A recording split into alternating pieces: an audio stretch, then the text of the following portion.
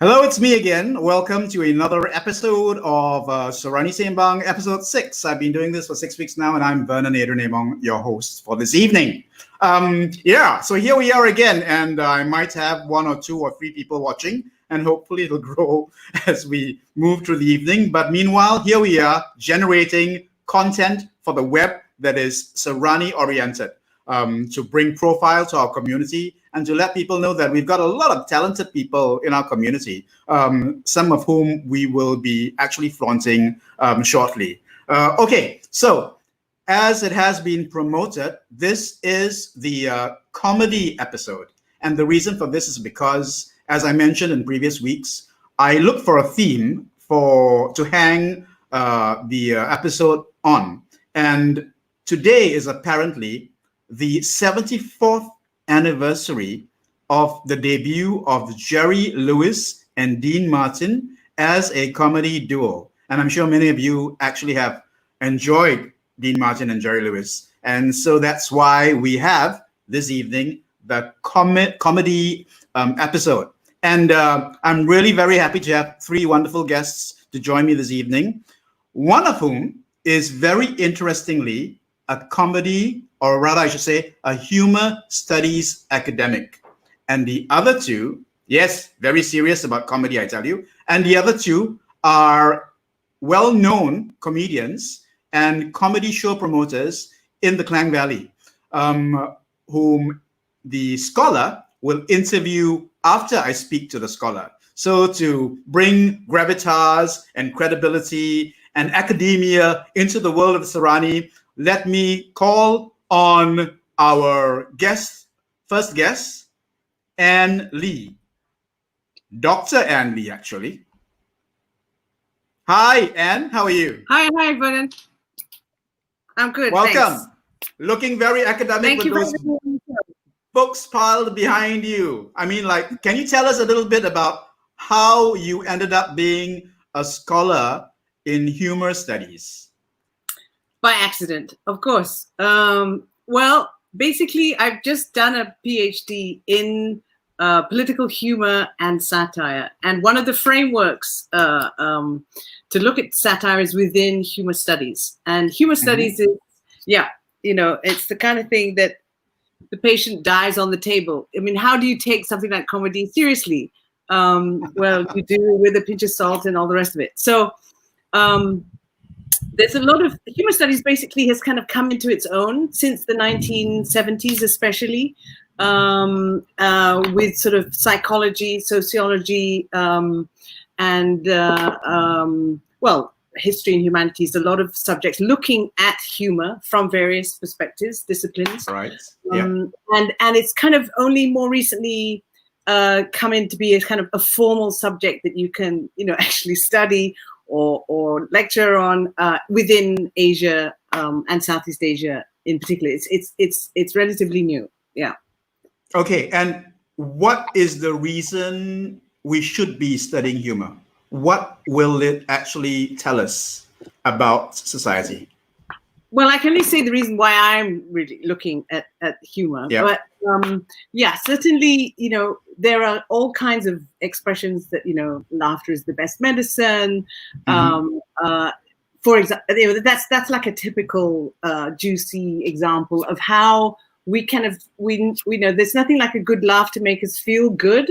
And what can you take about something like humor as being kind of really that much more complex? Well, it is, if you can study something in an academic sense, you can make it very complex. But it begins with sort of assumptions about what humor is good for, how we feel about comedy. Even though some of the sort of evidence about comedy in terms of its effects is more anecdotal. Yeah. You have a difference between the sort of anecdotal people telling examples. Oh my friend kind of, sat through 3 hours of whatever it is and feels so much better now, her depression is gone. Whereas somebody else will say, no, I didn't find that joke funny at all. It was sexist, it was racist. In a very everyday sense, humor is very much a part of our lives in complex and often contradictory ways. And it's very interesting how he brought up the fact that somebody might find a joke offensive, right? In this day and age, with this kind of like woke mentality, and that whole idea of like this day and age, but yes, I mean, I think that the sort of the whole idea around various communities who have not had so much say now starting to kind of be more vocal. Right. Yeah, there's certain sort of phenomena which have been kind of looked at in that sense, socio-political sense of how humor can affect change or not, or certainly seen within a social kind of environment. And it's also kind of like what you call it, an emergency valve, a valve that releases pressure building up, provides some kind of relief. Mm-hmm, yeah. In fact, that relief is one of the sort of three main theories of humor. One is perhaps the oldest, or because it's been kind of looked at within both sort of Chinese and Greek context, is superiority. The superiority theory of humor is because we make a joke in order to establish our status vis-a-vis somebody else. The relief theory of humor is more modern, especially sort of Freudian theory, which is kind of like, we need this emergency or safety valve because we feel pressure, and you just feel. Yeah, we need to laugh at it. We need to look at we need to look at the funny side of a difficult situation. Yes. Right. Yeah. Before it drives us insane. Yeah. Okay. And then the third theory of humor is incongruity. There's something about a juxtaposition of things which just you laugh. It may be very odd, it could be a car accident and a body flying in the air, and for some people that won't just be horror. That's actually there's a nervous response to that, which is it's a certain kind of incongruity that is deep within. What is that wiring about? Which is to me, incongruity is one of the more interesting theories. Yeah. Yeah, and very, very quickly, I mean, like, people will be looking at you going, is she Serani or isn't she Serani? So I'm gonna take people through your background to introduce you to the rest of our folk. I want to claim Anne Lee or Anne Elizabeth Lever as a Serani. Okay, and the reason for that is because she is Southeast Asian with European ancestry, but her European ancestry actually goes back not that far. In fact, your dad, right? Okay, your well, dad I don't know if I just sort of side. You claim me as whatever you want, Vernon. Yeah. I'm Sabahan. I was born in Tawau. And my parents, my father is English, Putih, and mom is Hakka, Chinese. And that's a picture of them. That's one of my favorite sort of periods for mom and dad. And Popo, who my brother and I used to live with in Sandakan by that time. So we always identified as Eurasian simply because one fella is white, one fella is Chinese, and that's how people would call us and tell us to fill in the form. Oh, you're Eurasian, or you put Eurasian. Right. Yeah. So you're first generation Eurasian, and I believe your first language was Hakka. Is that correct? You learned it as a child. Yeah. Because mom was a nurse. She was working a lot and working with dad. Dad was a GP. They're both retired now. And so I had an Amma who was looking after me, and she spoke Hakka. So it seems I spoke Hakka before any other language. Yeah. Well, fascinating background there. Okay, and I just jumped the slide. So here is in Sandakan. Did you say, or Tawau? Yeah, no, this is Sandakan. And the reason why I picked it was because it was at birthday parties that we first came across. I recall a clown. A clown sort of comes and blows balloons. Some of those balloons are there. And that's my kind of one of my earlier memories, if you will, around sort of the comedy in my life. The clown, of course, is a complex character. Sometimes the clown is really innocence mistakes the fool, but the fool also is incredibly wise. The fool also carries the world on their shoulders, and the fool also, or the clown, can be sinister, can be malicious. In recent times with Stephen King and all that. I mean, the clown, and also with one of the people that you actually studied, the clown face became very interesting. Yeah. Okay. Moving right along. I'm doing my octopus trick here, juggling a lot of windows and stuff. Yeah. Okay. Growing up looking Eurasian. And, I mentioned to you earlier, right? The garden swing is such a Serani thing, to have in the house. when landed property was the common thing, the garden swing. Yeah. So that's you and your brother. Malaysian, right? It's kind of maybe urban or that kind of style and design. But the reason why I picked that photo is because that at that age we are looking more Eurasian. Yes. People would say, "Oh, you don't look like your mother. You don't look like your father. Yes, you look Eurasian." And now, of course, with the white hair and the all the so many other things, people. Don't see it as clearly, say, as a picture. So now you pass as white. You can pass as white, right? Which is a very interesting phenomenon. Presume that, yes. I don't, whether or not I wish to pass is something else, of course. But people will often say, "Oh, you're Malaysian."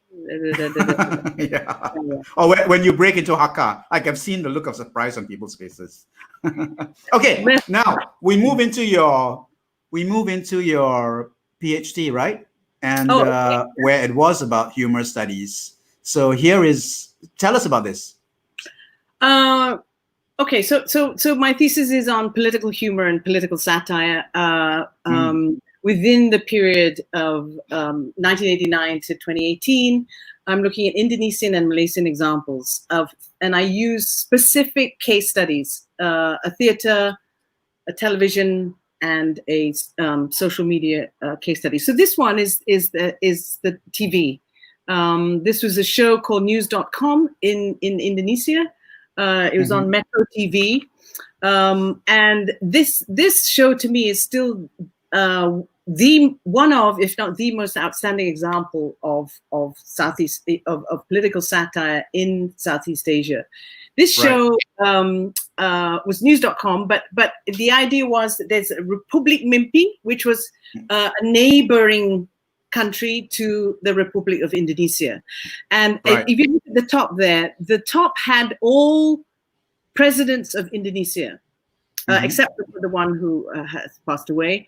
And they were there ready to answer in a studio format questions by university students about anything the students wanted to ask, the most trivial, the very real kind of, serious questions like, for example, okay, why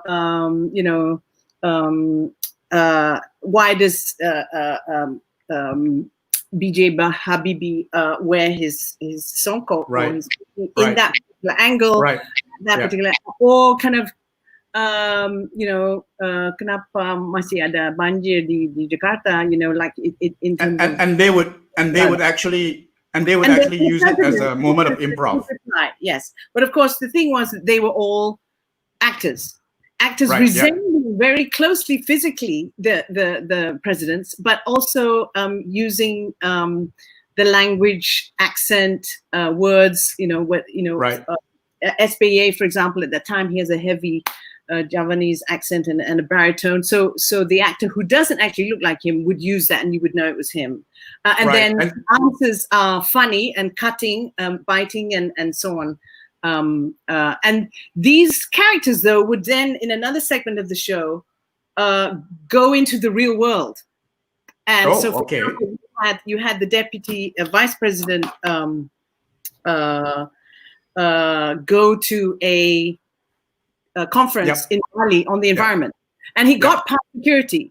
He got past security until somebody twigged, and then it stopped.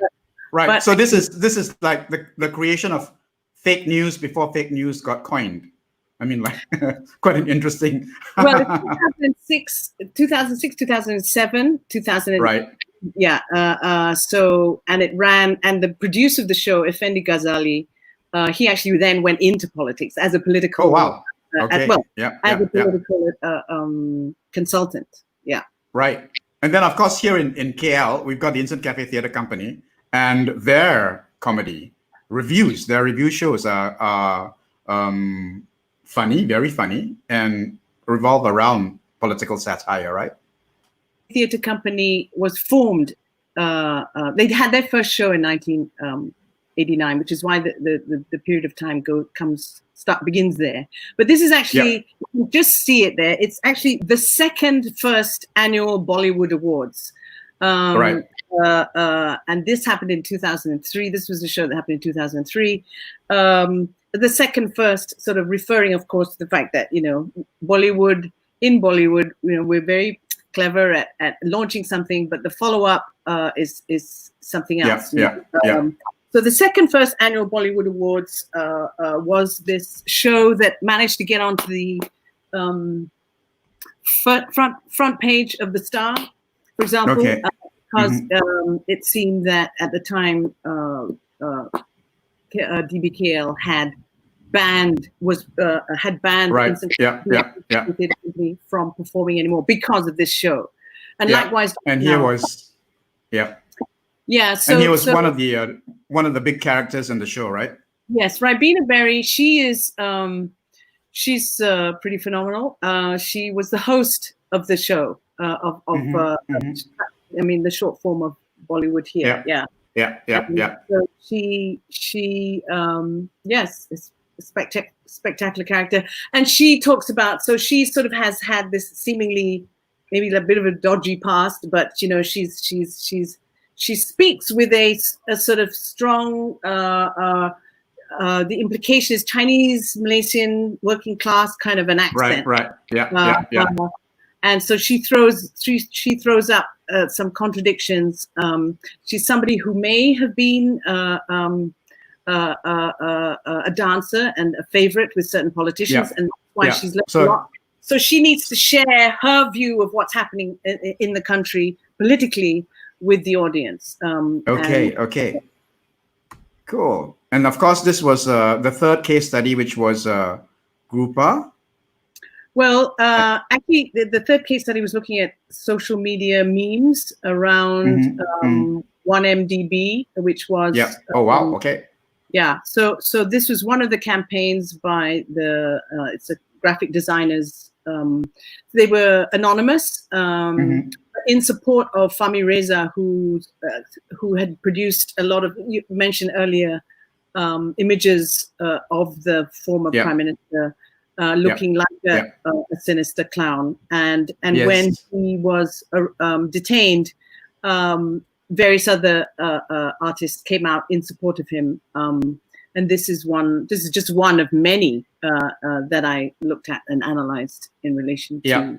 And so your thesis, which gave you the PhD, and now you're Dr. Ann Lee, humor studies academic. And I'm gonna bring in our two guests before we break, and then you take over to interview them individually and then together, and you can all chat together. And this is I'm going to bring in the guests. I hope are decent, because I'm going to turn on their cameras now.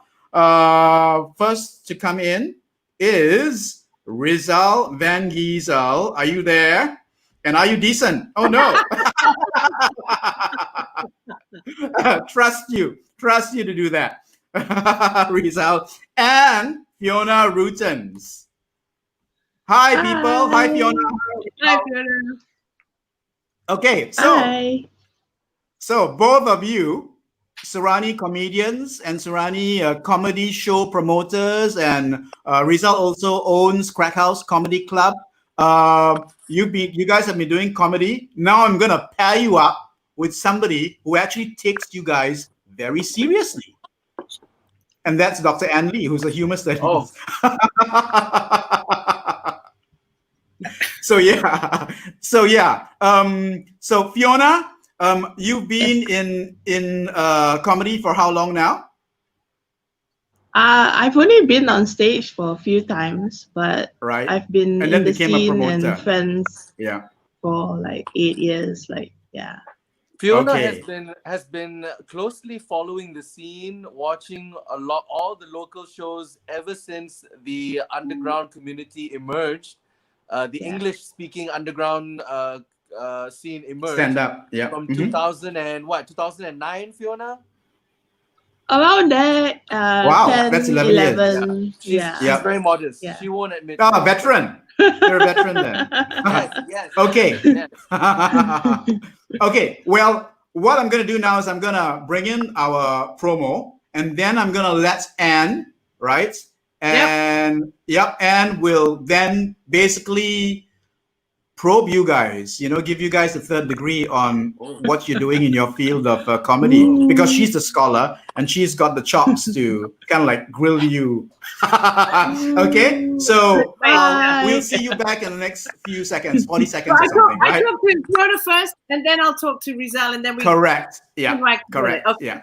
Okay. Okay. Yeah. Lovely. We're basically going to be talking about you, Vernon, the whole time. Well, I'm sure it'll be not very funny, but okay. Let's see you make it funny. Okay.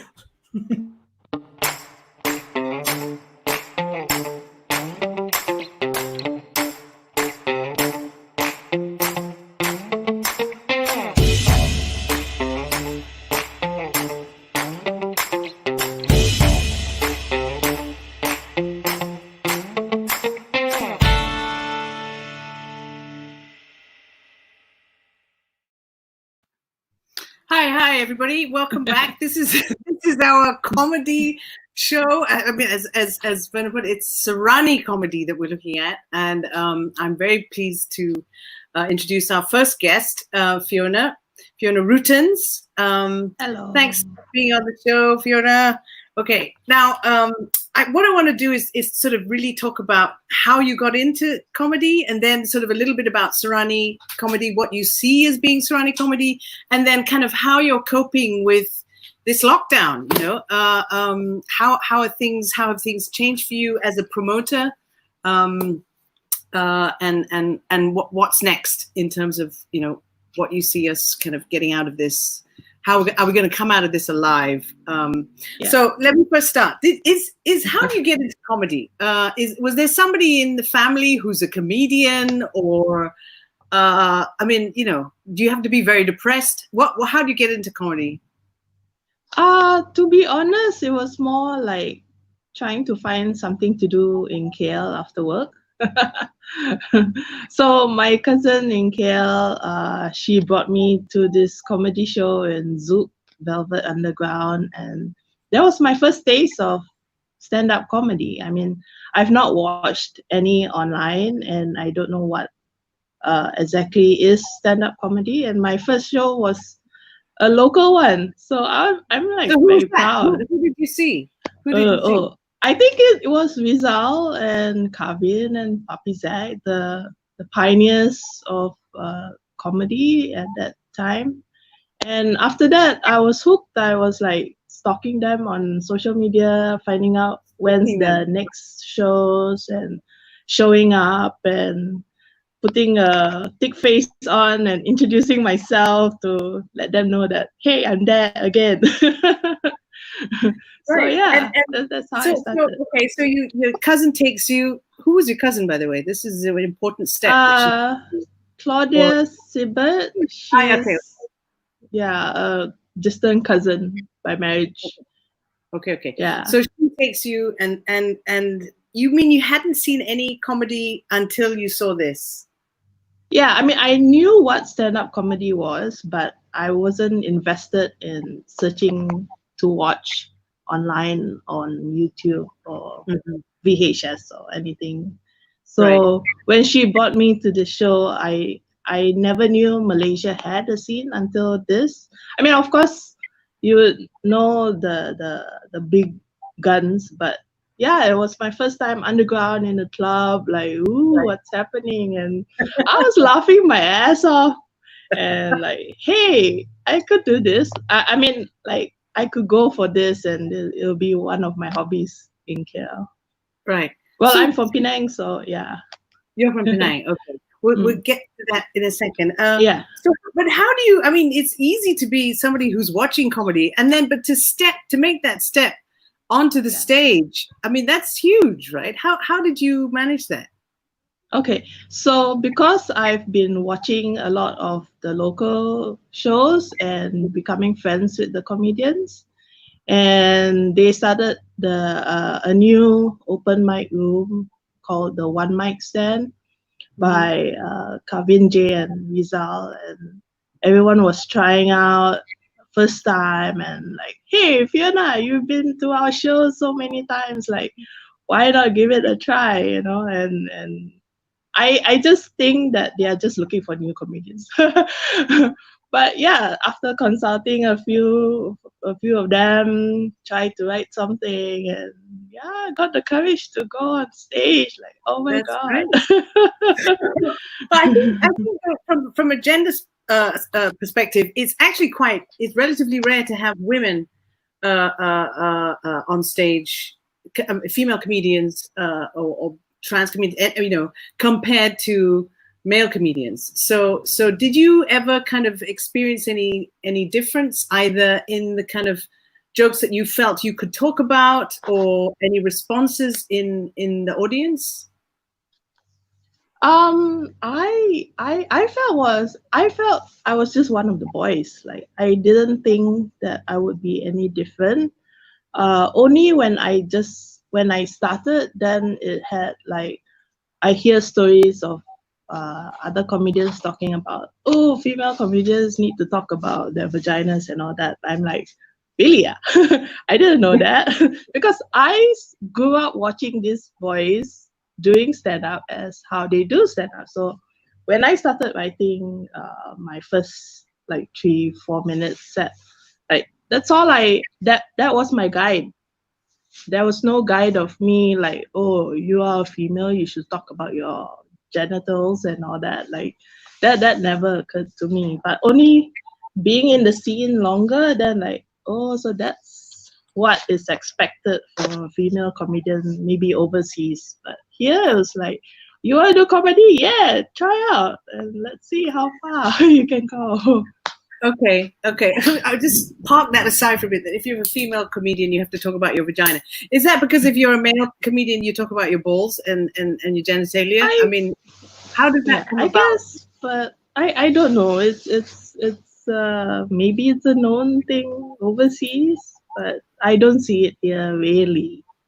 When I started, yeah. Okay. There was way a handful when I started. So. Right. Okay. Well, I do want to stay on that subject because that subject is very interesting. The idea. I'm not sure that women could talk about sex as easily on stage without being called sluts. Then you know, guys, studs, you know, all the rest of it. Yeah. But what kind of jokes did you come up with? Can you tell us? I mean, you don't have to tell us the jokes, but the kind of content. What sort of things did you go with? Well, okay. The people that I saw on stage, they were a lot of observational jokes. So that led me to like, okay, what's funny in my life, which I don't think it is. But after a few push and workshopping with a few comedians, like, oh, maybe you can talk about this, your mom, your dad, like, okay. And then obviously being single, my dating life, like all the bad dates I had, like, so it's more of coming from what happened in my life rather than just trying to come up with something that you have not experienced that's difficult because you're sort of faking it. But then there are a few comedians that can come up with premises and kills it. So it's their talent. Yeah. Okay, we'd suppose this is the Serani comedy focus. Yeah. Can you tell us a little bit about how you include any Serani components within your humor? What would be Serani to you? I was trying to find out what the stereotypes of Serani is, and I don't know any. I even asked my friends like, what? I mean, everyone knows what Malay, Chinese, Indian stereotypes, right? And I'm like, what about Eurasians? What about Sunny? What about the line? Like, don't know. Oldie songs, like, okay, gambling, drinking, like, isn't that like the same as the other races too? so I'm like, okay. So it was a bit mind blowing on trying to find out what is Eurasian funny. Yeah, but I came up with just what's happening at home. Like I joked about my mom and her Tupperware collection, and yeah. Okay. Things that people can relate to, right? I mean, this is Yeah. Because that's what I learned from the boys. Like, you need to tell jokes that can relate to your audience. So if you say things that maybe just you know, or your close friends only know, and your audience, the general public, don't really know what you're talking about, then I don't think that will work. Yeah, like, I mean, some comedians joke about politics, and I don't really get it because I don't follow politics. So when people are laughing, like, oh, okay, funny, okay, sorry. So yeah, if it relates, then it's good. So try to write something. Yeah. So things which are, what can I say, sort of more domestic related, is that true? I mean, if you're talking about things about mom, you're talking about I mean, politics is in everything, but what kind of Tupperware jokes? I see. Yeah, because I have this joke about how my mom likes to hoard and store Tupperwares, which I feel all Asian aunties and mothers do it, but workshopping with the boys about this joke, we add in some extremities, which makes it funny. So yeah, when I did that joke, I could see some of the ladies like laughing, giggling to it, because I have a feeling their mother does that too. So relatable in that sense. Okay. And you enjoyed, as a comedian, how long were you on stage as a comedian? You mentioned. Oh, I was doing open mic shows off and on about 2 to 3 years. Not very consistent, not very regular. Mm-hmm. Yeah, almost 2 to 3 years. But I like to go and watch mostly and hang out with the boys on mat session and all that lah. Oh, okay. But then you stopped. How come you suddenly stopped? Well, I wasn't really coming up with new stuff, and someone approached me to, why not you run an open mic show in Subang? And I thought, like, yeah, that would be something I like to do, because I generally like to organize stuff like parties and trips and whatever not. So since I've been in the scene and sort of helped also other comedians run shows, I sort of know what is needed basically to run a show. So when I was approached to start the Laughing Gas, I was like, okay, this could be my contribution to the scene to help try to get more comedians on stage and start off. So the Laughing Gas is the banner of a show in which you have various different comedians who come on a monthly basis. Yeah. Or so it's an open mic show. So anyone who can come on stage, like first time or newbie-ish, like 3-4 months, or even old fellas like Rizal or Kavin, or want to try out new stuff, like they want a room to try out their new jokes, like, yeah, come on, hop on an open mic show.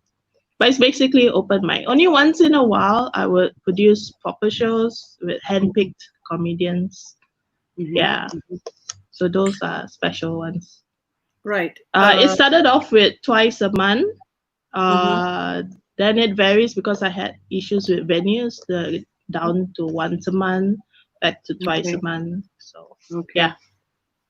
And now how with the lockdown? I mean, I think it's theatre shows, the theatre venues have been especially hit hard by the lockdown because they're the last ones to be allowed to open, right? I mean, restaurants were open, other public places are open. How is Laughing Gas doing now, or what are the plans for Laughing Gas next? So the Laughing Gas was basically at F&B outlets, either cafes or restaurants or bars.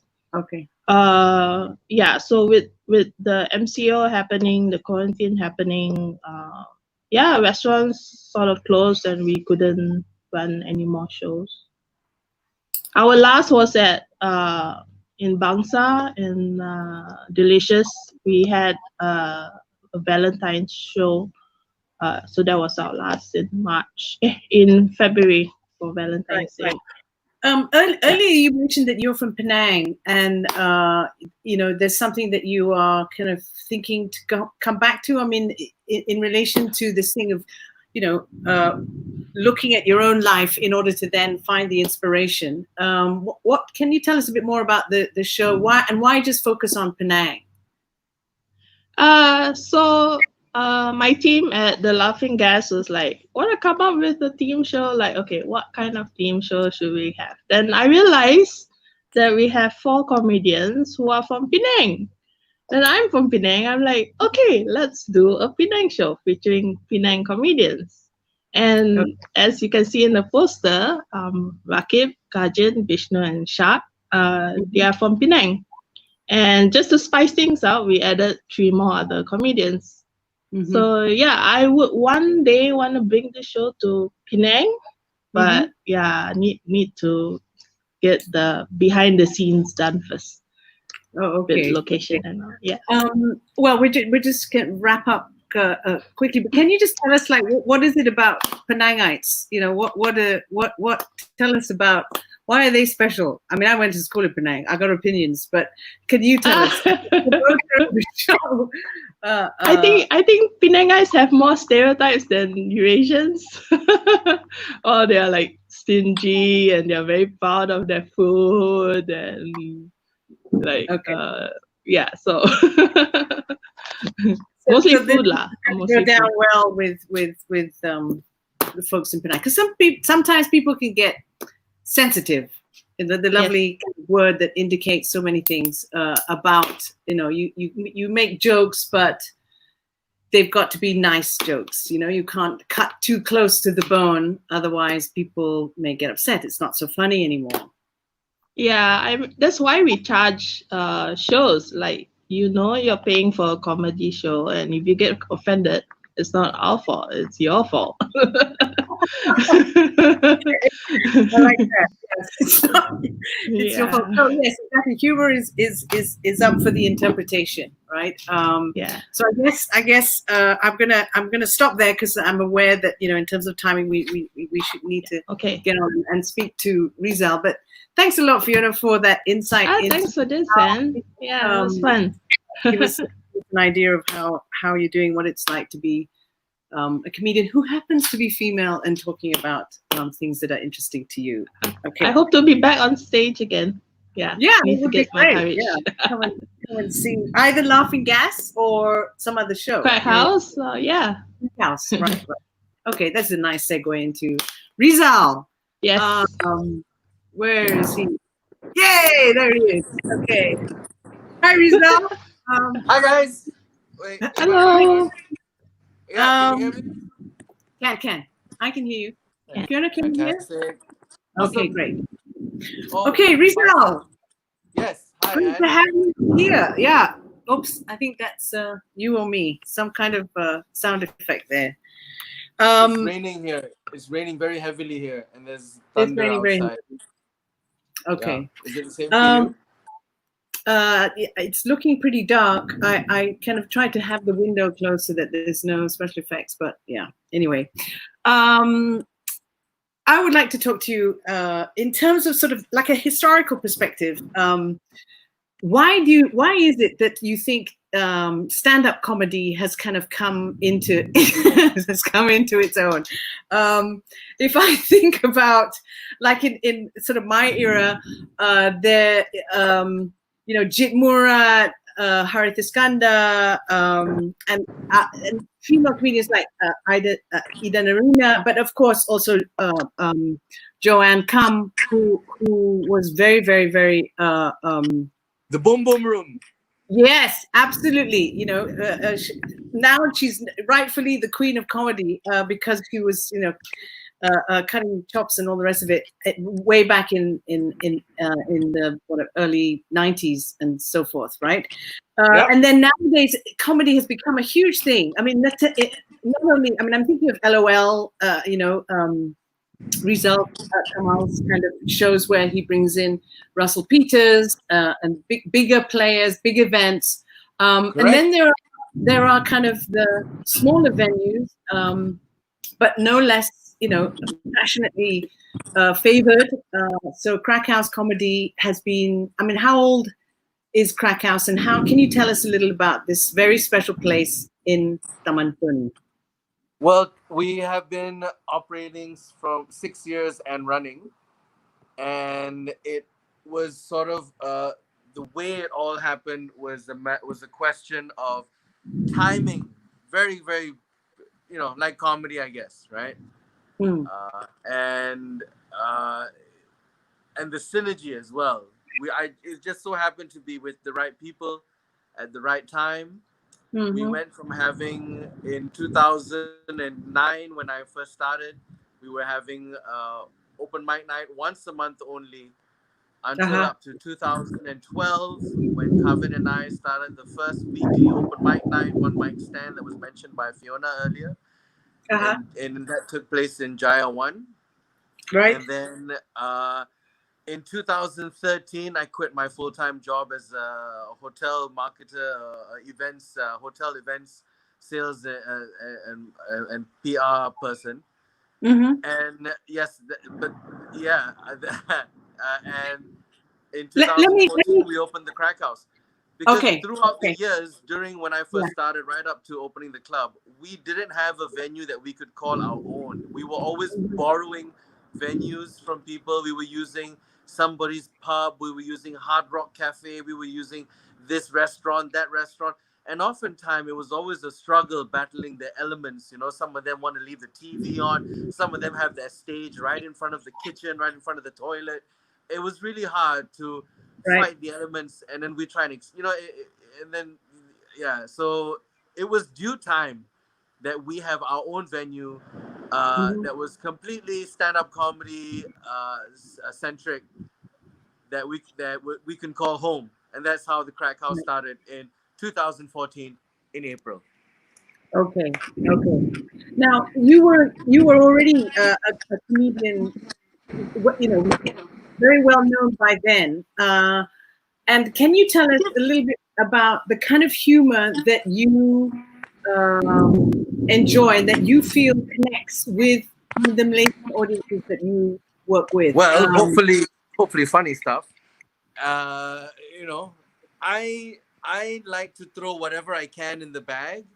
If I have a one-liner, I'll use it. If I have an anecdote, I'll use it. If I have a story-based joke, I'll use it. If I have an impression, I'll use it. If I have, if you know what I mean, like I'll use whatever I can. But can you tell us, about like the themes? What kind of themes do Malaysians laugh about? Race, for example, has it often been said that we love to talk about race. We love to laugh about race. What is it about race that we're laughing about? Because I think that it's fun to address our differences and laugh at it together. Because no matter what, whether we ignore it or not, they are there. So, and I think what people value most in stand-up comedy, and why stand-up comedy is such a thing, especially in Asia now, is because that it promotes a sense of freedom of speech and honesty. You cannot hear a person any more honest than when they're trying to do stand-up. They are being very, very vulnerable. And that is what I think what made locals gravitate towards doing comedy. Why we use the race card? Well, because it's just funny lah. You know what I mean? Like, you know what I'm saying? Like, it's so, I mean, why can't we have vernacular schools to battle the stereotypes? You know, like having a Indian school of sobriety. You never hear of anything like that, right? That would be cool, right? What about the Chinese school of generosity and charity? You know what I mean? What about that, and you know, or what about the Malay school? Anyway, so The Malay I think school. it's just, I think it's fun. You know what I mean? As long as you hear laughter at the end of the punchline, it's Yes. good to go. You know, if you don't hear laughter, you're just on a rant. You're just complaining, and you're not making anyone feel better. You're not making anyone think any more or less. You know what I mean? It's just a rant. So Well, this is the kind of cutting edge, the double-edged sword of humor, isn't it? That on the one sense, there is a sense of humor that apparently everybody has, and it is something that should be exercised and learned. But there is such a thing as like gelatophobia, for instance, which is the fear of being laughed at, which is the fear of being, yes, taken the Mickey out of. And yes. this, I mean, there have been some studies on gelatophobia, and one particular study sort of looked at about 70 different countries, and to see the kind of the commonality of this phenomenon. And based on that survey, there are the assumptions around, the Spanish, there's a higher percentage of gelatophobia within the respondents to the survey who were Spanish, compared to other things. But the point is actually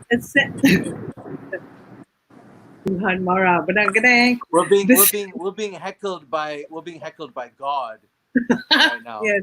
God is like, here's what I think of your little talk show. Good day. It gets interesting you brought that up difficult, because, right? yes. Yeah, come on. Yeah. Well, because it's all about saving face, isn't it? To Asian, especially if you had Asian upbringing, it's all about saving face. It's all about carrying your name, your family name with pride, and don't bring shame to the family.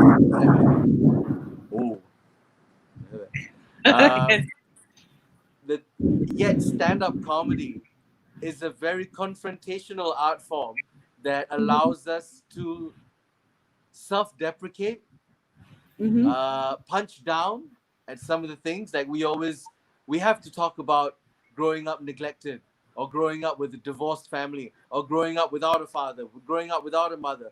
Something that must have happened in our life that we we use it, and in a way it's kind of therapeutic, right? It's kind of feeling like, no one's perfect. If I can go up on stage and articulate my defects and my mishaps, I'm sure other people can relate, and we can all agree that nobody's alone.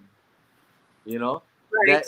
That is in a way what is going on, I think, in stand-up comedy when somebody punches down at their family. But yet, yes, we Asians are taught not to bring shame to the family, right? You cannot talk. If your mother, father divorce, hey, very shame, very shame. So, like, if I make a joke about my mom and dad being divorced, being divorced parents, right? Yeah. The Western audiences will love it. They will lap it up because it's real life, because it happens to people. Whereas if I do it in a mostly Asian or Malaysian crowd, no, silence at the end of the punchline. Right. They don't think it's nice of me to talk about my family that way. You get what I'm saying? Okay. So These choices that you make about the themes and subjects of your humor, you are censoring and choosing and amending as you go along. What component of it would be Serani, per se? How do you? I mean, Fiona was saying that she doesn't really. The dirty jokes, all the dirty, pervertive jokes, all that stuff is all the Eurasian side, all a bunch of dirty, pervertive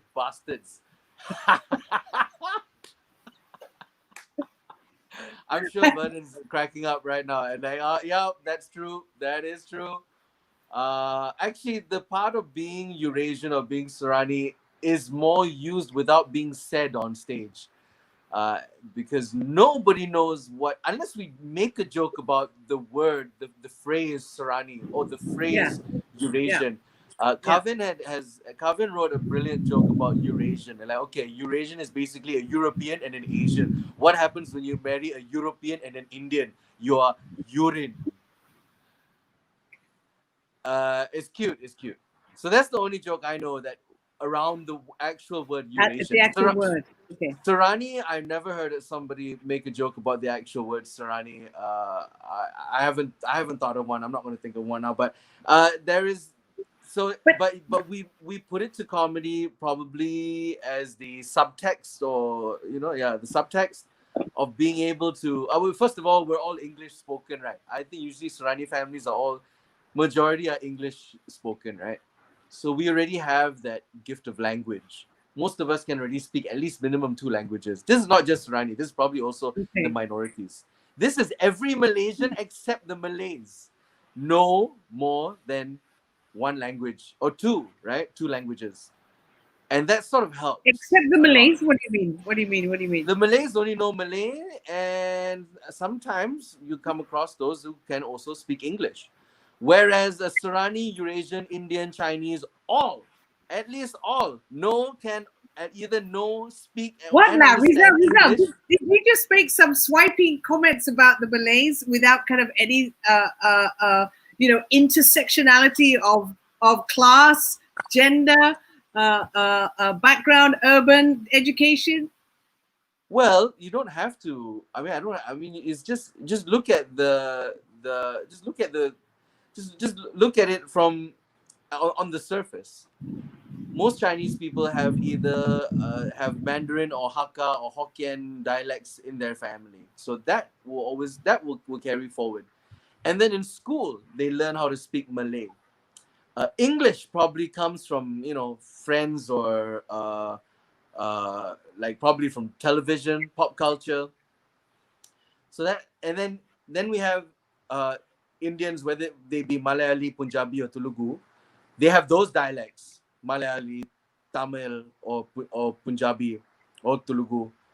And then they also speak Malay, and they can at least speak English. Malays only have Malay and a bit of English. Do you get what I'm saying? I'm not sure, because I think that there's, it's not like Malay is just one language. There's so many dialects. There's so many and you mean the Kelantanese dialect? That's one thing, but also living. I really don't think a few only speak English, for example. But let me get to a more interesting question, which is that your own background as a Serani, right, includes what kind of combinations? Oh, my father is of Dutch descendant, with Baba. My grandmother was a Baba, and my mother came from a Malay family with Turkish lineage. There's a bit of Turkish in my mother's genes, which I believe where all the hairiness comes from. You see, I have a beard. I got a lot of hair here. I'm very the Malays say subo, so I'm pretty sure all the facial hair came from my mom's side, because my father's Chinese, and they don't grow. Even my dad has like 4 strands of hair on his shin below his knee. That's as much body hair as he has. So I'm guessing it comes from my mom's Turkish side. So there's the I think I'm not so much Serani or Eurasian as much as my dad is. My father is more Serani and Eurasian. Okay, so can you take us through some of these? Okay, well, this is a photo of my grandfather and his father and mother. Take a guess which one is my grandfather. Just take a guess. The one with the misai? Oh, you mean the gentleman standing up? Oh, no, that's my great grandfather. Oh, sorry. My grandfather is one of the little ones. I don't know. It's not the one with the bow in the hair standing left. No. That would be a lady. No, my grandfather's the one on the bicycle. He's the one on the Okay. bike. And as you can see from his facial expression, he was born to be a Eurasian grandfather. He's got that stern look, like he can look like he's already. He doesn't even look like he's 10 years old, and he's already complaining about a lot of things. Oh, look at that bugger! Oh, I don't know. Just trying to do what I think is my grandfather's Eurasian accent. I never spent much time with him. He passed away around the time I was born, so I didn't get to meet much of him. So yeah, that is basically my grandfather and his dad. The Dutch burgers, right, as they call them. Mm-hmm. So they were, the Van Gezels were of Dutch burgers that originated from Ceylon, because the Dutch were in Ceylon, right? Sri Lanka back then Ceylon, for 200 years. And they assimilated into Ceylonese culture and coined the phrase Dutch burgers, which probably is Dutch buggers with Ceylonese slang. So that's where I think the Van Gezel comes from. They're not white people from Holland or Netherlands. They're just a bunch of machas from Sri Lanka. Oh God, they'd be turning in their grave if they heard me say that. Right. There's some more pictures, I think.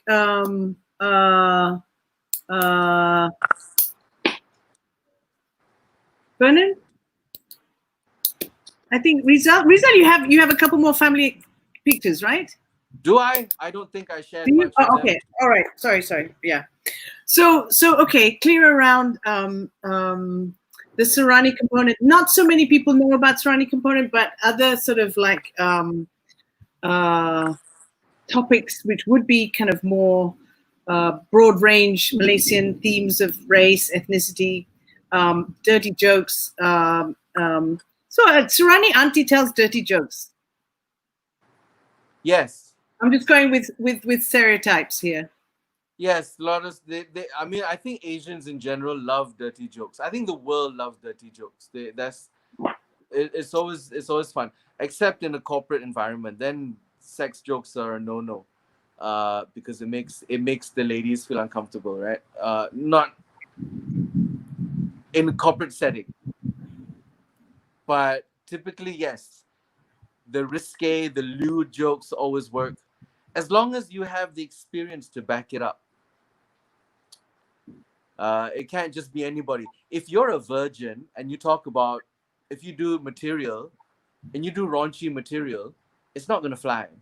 9 out of 10, I guarantee you. Unless you have the experience, you can't talk about it in stand-up, because the audience can sense a tone of dishonesty. Because stand-up is, your voice is so amplified when you're doing stand-up, right? Because it's just your voice, that's it. Yeah. Unlike if you do a play or you do music or anything, there's always other things, but no, it's just you. You are the director, you're the producer, you're the writer, you are the stage manager, you're the light man, you're everything in that moment. I think yeah, it might be true to say, like in a venue like Crack House, I mean, ordinarily there's about 100 plus, right? And now because of the lockdown, you've had to cut it down to 40. So, but even 100 plus, it's a space which is quite close and intimate, right? I mean, you can connect very easily with like, I think you mentioned, you can't hide, but similarly there is a connection between audience and comedian that is very tight, right? I mean, if correct. How does it feel when you get something right and the audience laughs, and then when you don't? I mean, what are the sort of techniques? Well, okay. Well, first of all, the intimacy is a psychological effect, and this was brought to my knowledge via Douglas Lim, who is one of he is probably one of Malaysia's kings of comedy. And he explained the whole intimacy of comedy in a way that it is psychological, because when people are bunched up together, they feel that they are in anonymity, anonymous. They are anonymous, rather than if they're spread out and you can see them sit here, sit there. They feel like they are being watched. So if somebody does a joke about politics or about sex, and they don't want to feel like, and they feel self-aware, and they feel that's when you see people laugh like this. Right. So they don't want to be seen laughing at a joke. So you put them together, you turn off the lights, put them in darkness. That eliminates that feeling, and they'll just let themselves go much easier. And then how do you move on when you don't get a response? You just move on, I guess. There is no, I mean, sometimes, I mean, comedy is that risky. You take a shot and it's hit or miss. When you miss, you miss, take another shot.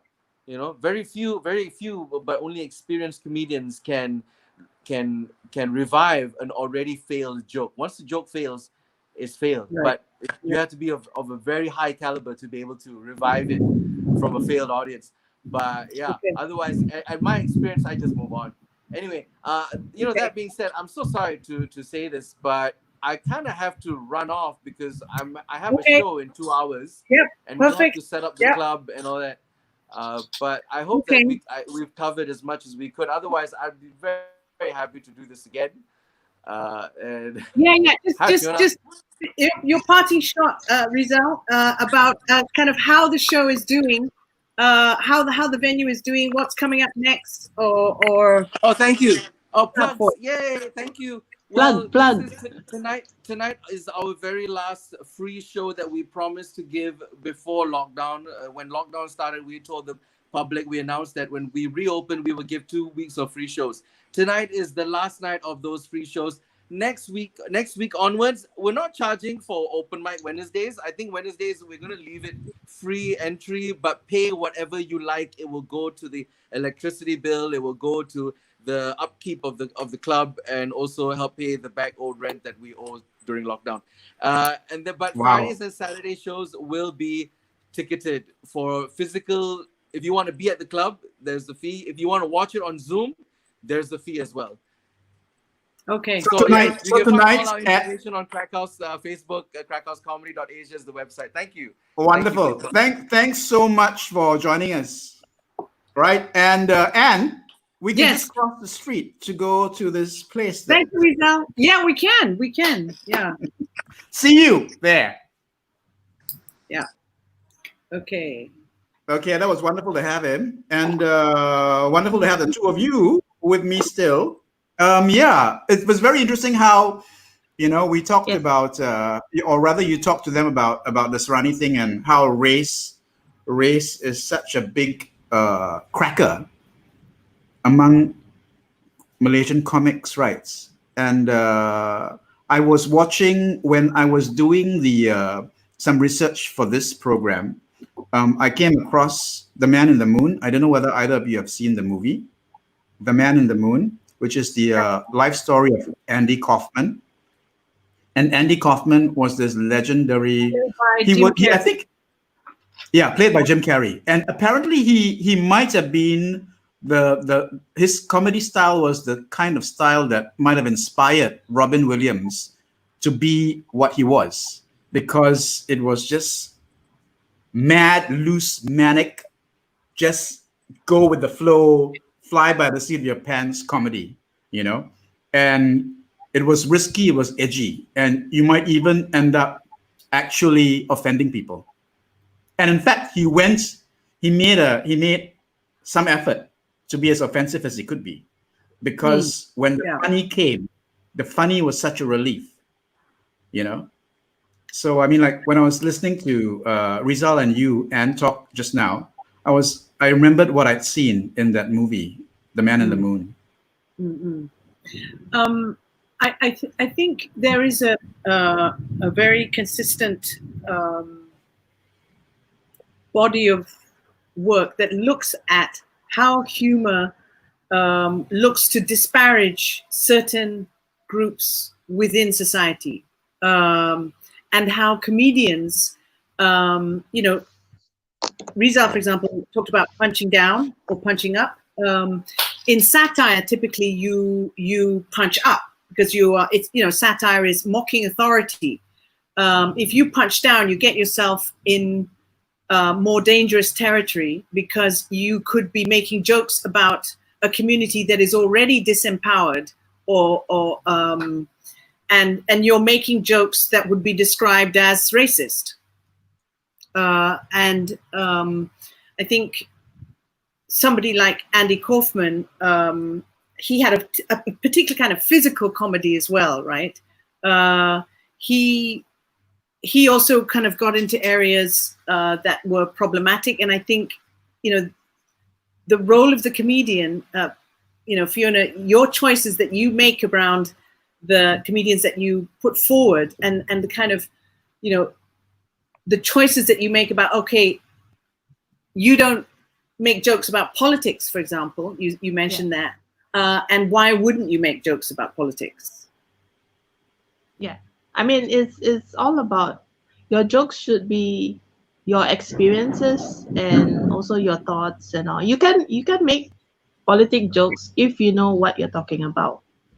So I don't, because I don't know I don't really follow. I mean, I know the gist, but I'm not comfortable enough to putting it in a story, in a joke.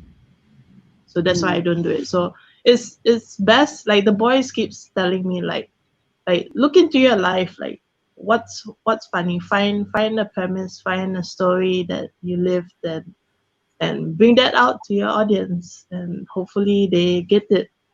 They can relate to it. While Anne was speaking to you, Fiona, early on, Rizal was on the chat, on the private chat, going, Fiona, tell your Tupperware jokes. So your Tupperware jokes must be quite hilarious. That's the only joke I have. That's the only joke I have.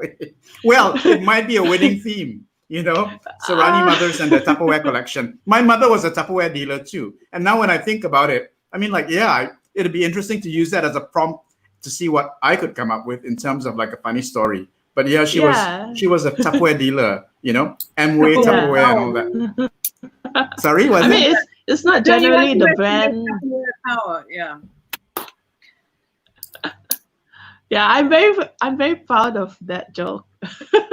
Well, obviously, Rizal thinks it's amazing. It's awesome because he was going crazy on the private chat. Can you tell us what is the joke? Yeah, go on. I'll perform it in the show, and I'll let you guys know. Yeah, is it on YouTube? Is it on YouTube somewhere? No. It's too valuable to be let go online. To put on YouTube. Oh wow, okay, yeah. But yeah, so Fiona, who would be like, the big comedians that really inspired you? The ones that, I mean, like when I was So as I was telling Anne earlier, like I started my I got into comedy because I went to a local show. So the people I look up to is the locals, like Rizal. Yeah, because you mentioned that before that you were not fully kind of like aware of stand-up comedy as a I mean I know about Russell Peters and Jim but you weren't Carrey, a big follower, you weren't a big fan. Yeah, because they're on TV and American references, like okay, they're funny, but it's not something I can relate to. So when you sorry. Wow. Comedians like Ali Wong or Tiffany Haddish or Wanda Sykes, do you know their humor? Or I've watched Ali Wong and Tiffany Haddish only now because I know what comedy is about, and certain parts I can relate, and they are funny because they know how to craft the joke. But if you're talking about being relatable to them, maybe not, because they're Americans, they're not Malaysians. So I mean, they're very smart that they can bring American references and make it funny. I mean, I have the experience of watching movies and all that, so I get certain parts of what they're saying. Yeah, the frame of reference is quite important, isn't it, in comedy? Yeah. It kind of just kind of like goes over your head. Yeah. Yeah. Okay, cool. So we have Rizal and his show about to happen at 9:00, which is an hour and 45 minutes from now, I guess. So people who are watching, join us there. I think Anne and I will be there. Fiona, you've got something on tonight, right? So you can't be there. Yeah, I can. But I think I'd like to go along. This show has put me in the mood. Yes. I think I saw on the poster that physically it's full, but you can still join them on Zoom. Oh, okay. So the tickets have actually sold out. The venue, Yeah. the space is so small now, right? It's only 40 shrunk people. down. 40 people. Yeah. Tough. Oof. Okay, Tough. so we don't need to walk in the rain then, because it's really pouring down here, I think, from all the thunder and lightning we're hearing. Yeah. Make sure you're on Zoom and then you type in ha just so them. Okay. Any last messages, Anne and Fiona, before we wrap up? I mean, like in terms of like comedy as a Serani, comedy as a scholar, comedy to move the nation forward, comedy to move mankind forward. What would you like to say about Anne? Fiona, you want local comedians a chance? Give local comedians a chance. You're frozen on my screen. I don't know about yours. So I would like to local comedians a chance. Okay, you're dropping in and out. I don't know about yours. Yeah, no, a little frozen. Yeah, but the point was give local comedians a chance. Back. Yeah. Yes. So give local comedians a chance. Don't just wait for people like Russell Peters to come pay 500 house. Okay, we're losing you. The line's very dodgy. But but the point is give local comedians a chance. And yes, I fully second that emotion. I think we've got a lot of wonderful talent. Rizal is a hoot. Rizal is an absolute hoot.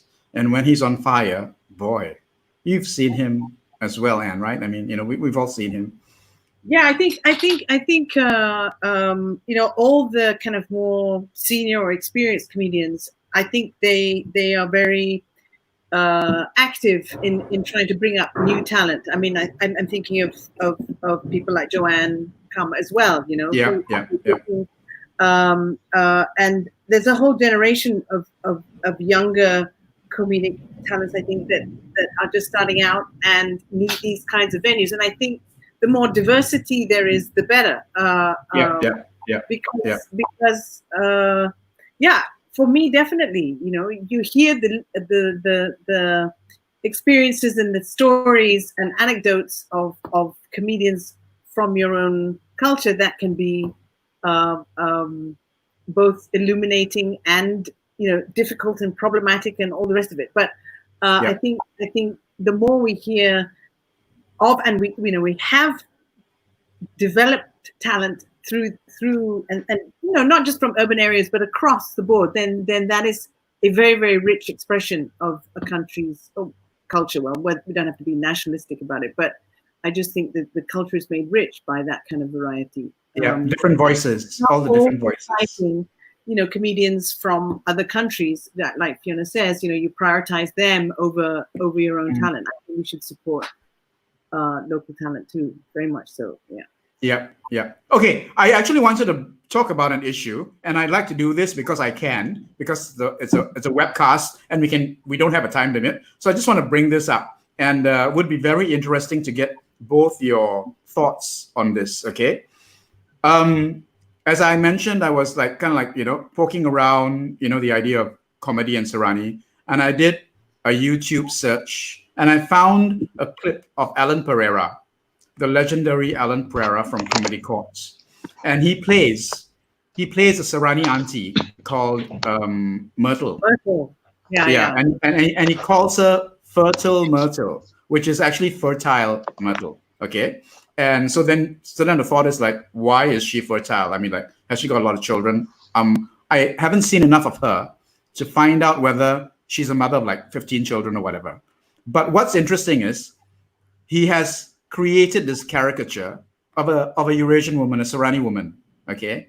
And Fiona mentioned that she didn't know what kind of stereotypes. She wasn't aware of Serani stereotypes. Well, let me tell you that Okay. Alan somehow has the courage to nail what are quite, brutal stereotypes about Eurasian men, women, and the community, And I was thinking about this whole idea of like, people find him funny, and actually he's very funny. How come that is not seen as being racist? Because he's not Serani or Eurasian. He's Indian, but he can create this character. And then I realized that actually he's created a lot of different characters that range from a Malay blues guitar ex-band member to a Bangladeshi worker to the Chinese business tauke in Spa. And is it because he's created all these characters that we suddenly realize that his racism is very equal? He's being racist with everybody, and so therefore he can get away with it. And we have given him permission to lay into any of us. Is that how it works? Yeah, I think if you're multi-racist, there is a kind of license that you have to get away with certain humor. That would be my first kind of rejoinder. Right. And we're losing Fiona. Fiona was wanted to say something. You wanted to say something. Hello. Fiona. Can you hear me now? Yeah. Yes, we can. A bit from Mars, but yeah. Okay. No, I'm just saying that he dresses up in a character and he tells his jokes. So we have this wall, like put him on a stand-up comedy scene on stage, just he being as he is. Right, then it'll be different. Yeah, okay. It could come out. Yeah. Okay, now that's. Oh no, we're losing you, girl. Yeah, but the point being, if he didn't dress up and become full on, if he didn't dimensionalize the character, then it would be seen as racist because it's Alan Pereira, laying into. Sorry, I didn't quite understand. Is the question that it's a distinction that he is dressed? Myrtle comes on and stands in front of a mic, and Myrtle does her routine. Is that what you were saying, Fiona? That it would be different if Myrtle appeared just by herself with the mic. No. As in Alan himself. Yeah, that's what I understood. Not in a character like he. But Myrtle comes with, is a complete character. I mean, you called her a caricature, and I don't know kind of any better as such because caricatures are meant to be, they're very simplified or simplistic, right? That's what you understand. That's what you mean. That she's not a character in her own right. She's more like a caricature. She isn't. She's a stereotype, or she's sort of a cardboard character. Is that what you mean by character? Yeah. As in, he is putting on telling jokes as another person. Yeah, I see that as well. Where he puts on. He puts on a wig, a dress, and then he tells the jokes. Yeah, it's funny because we know that it's a puppet. It's someone else. Okay. Yeah. Okay, but if you remove the costume, the wig, the makeup, the dress, and put him on maybe Crack House and tell the same jokes, like it could be the same. He could get like the laughs. Maybe it could be different. Yeah, because you're seeing him as him on stage. Yeah. Okay, interesting. Yeah. Thank you very much. Alan, and in your next comedy show, Vernon, you'll have to get Alan on and Yeah, grill him on that. I thought he retired. Just No, he's not retired. No, he just last year he had and he's and in the NCO he's been really hawking his VCDs like crazy, which is wonderful. I mean, Okay. people are stuck at home and need entertainment. So yeah. Yeah. Okay, cool. It would be nice Okay, to see wonderful. him like stripped just to himself telling jokes. Yeah. Okay, so I guess we'll wind up the show, and thank you so much, Anne, Dr. Anne Lee, Thank you, and Vernon. Fiona Thank you, Rutens. Thank you. Thank you, Anne. Thank you, Yeah. Vernon. And it was good. wonderful to also have Rizal here, and yeah, wonderful to Sembang Serani style chit chat and plumb the depths of the universe. I feel so Okay. Eurasian more now. Oh, okay, wonderful. Yeah, right. Sense of community suddenly happens. Yes. Okay, so thank you, and stay blessed, everybody, and enjoy the rest of the weekend. Right? Yeah. Yes, Great. you too. Bye, you all. Bye. Bye, everybody who's watching.